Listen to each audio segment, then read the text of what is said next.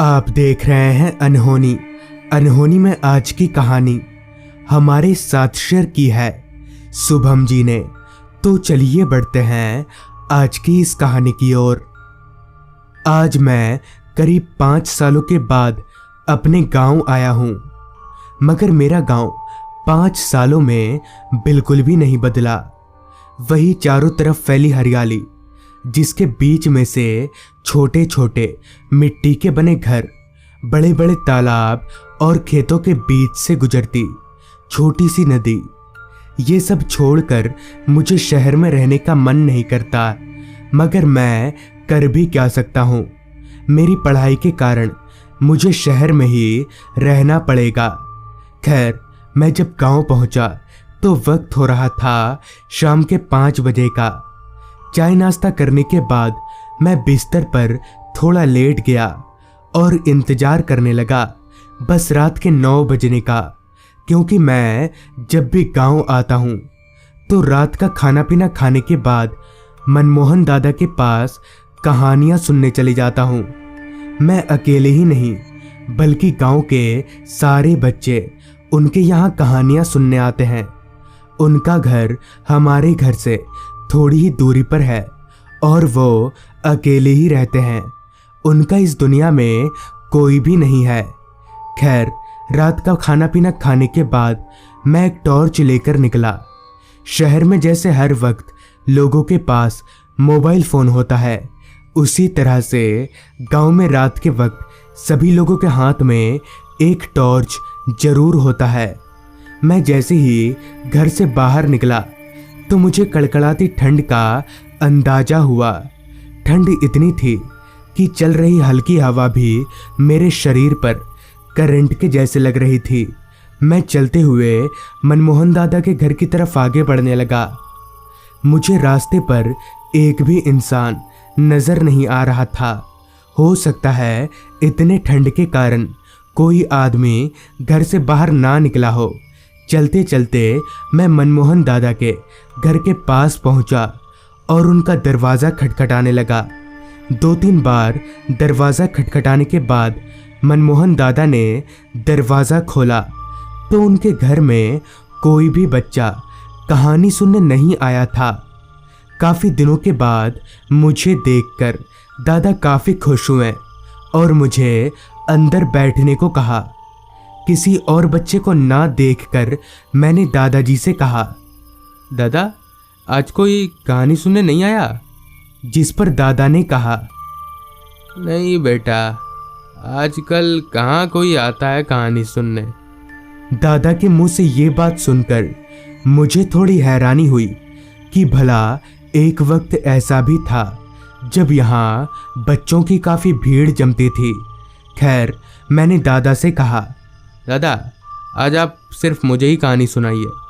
इस पर दादा ने कहा, हाँ बेटा, आज तुम्हें ही अपने साथ घटी एक सच्ची घटना सुनाता हूँ। मनमोहन दादा के इतना बोलते ही मैं और भी ज़्यादा एक्साइटेड हो गया। आगे दादा ने बताना शुरू किया। आज से कई साल पहले जब मैं इस गांव में नया नया आया हुआ था तो उस समय गांव में बिजली की कोई सुविधा नहीं हुआ करती थी। लोग अपना जीवन दिन के वक्त सूरज की रोशनी और रात के वक्त लालटेन की रोशनी में ही गुजारा करते थे। उन दिनों गांव के सभी लोगों के साथ मैं भी खेती किया करता था और अपने फसलों को बाजार के गोदाम में बेच आता था। उस दिन भी मैं धान से भरे बोरियों को अपने बैलगाड़ी पर लादकर दोपहर के वक्त उन्हें बेचने बाजार की तरफ चलता बना। उस समय हमारे गांव में बाजार नहीं हुआ करता था, जिस कारण हमें काफ़ी दूर अपनी फसलों को बेचने जाना पड़ता था।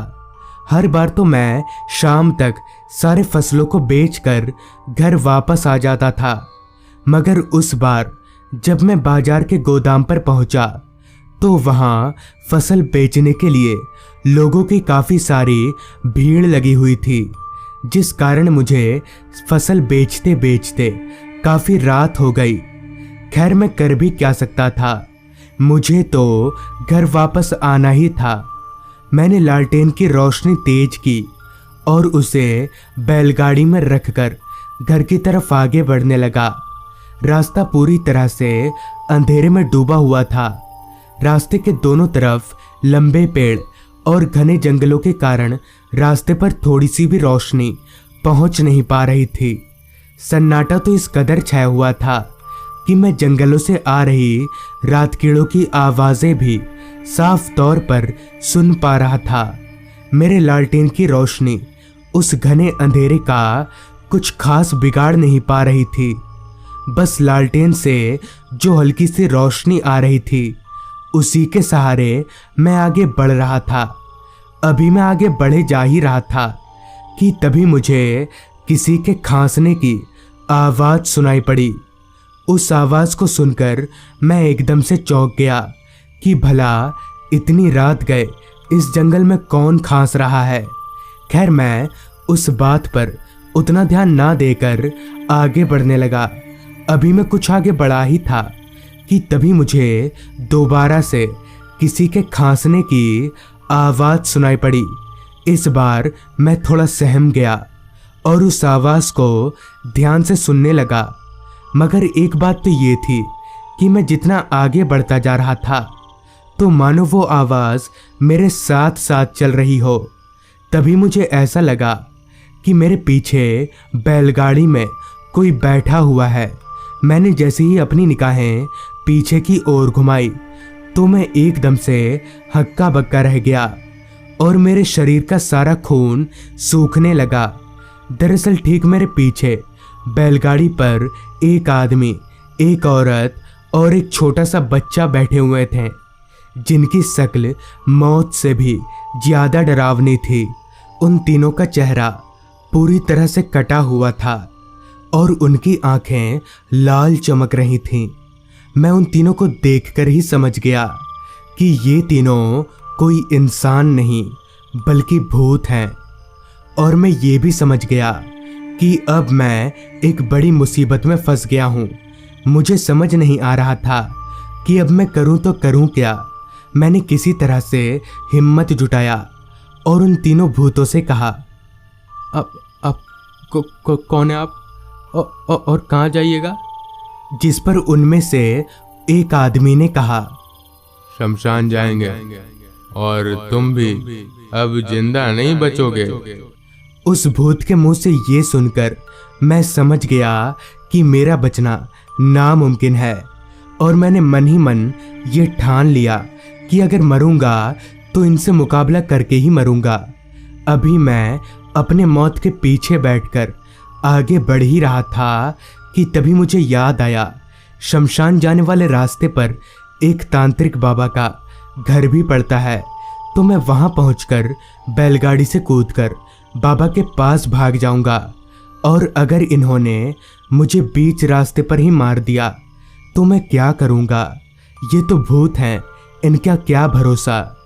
खैर मैंने अपने आप को अपनी किस्मत के ऊपर छोड़ दिया और शमशान की तरफ आगे बढ़ने लगा। मैं बैलगाड़ी को रास्ते को उस तरफ ले आया जिस तरफ तांत्रिक बाबा का घर पड़ता था, ताकि मैं जल्दी बैलगाड़ी से कूदकर भाग सकूं। कुछ देर चलने के बाद मुझे कुछ ही दूरी पर तांत्रिक बाबा का घर दिखाई पड़ने लगा। मैं बस इंतज़ार कर रहा था तो उस घर के थोड़ा करीब आने का, और जैसे ही मैं तांत्रिक बाबा के घर के पास पहुंचा तो छलांग मारकर बैलगाड़ी से कूदने ही वाला था कि तभी उस भूत ने अपना लंबा हाथ बढ़ाकर मुझे पीछे से पकड़ लिया। उस भूत के पकड़ते ही मैं जोर जोर से चिल्लाने लगा और मेरे चिल्लाने की आवाज़ सुनकर तांत्रिक बाबा बोले, कौन है, कौन है?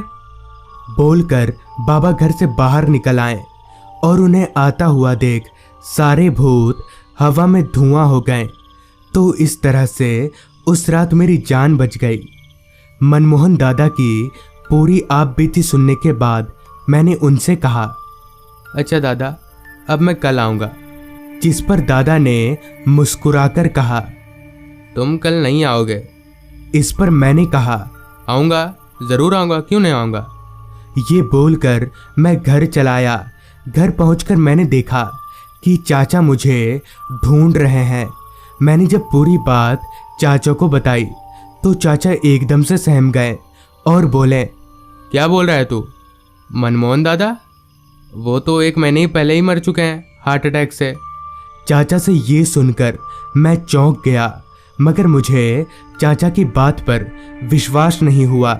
जिसके बाद मैंने सुबह जाकर देखा तो सच में वो घर खंडर में बदल गया था और कल रात वो मनमोहन दादा नहीं बल्कि उनकी आत्मा थी।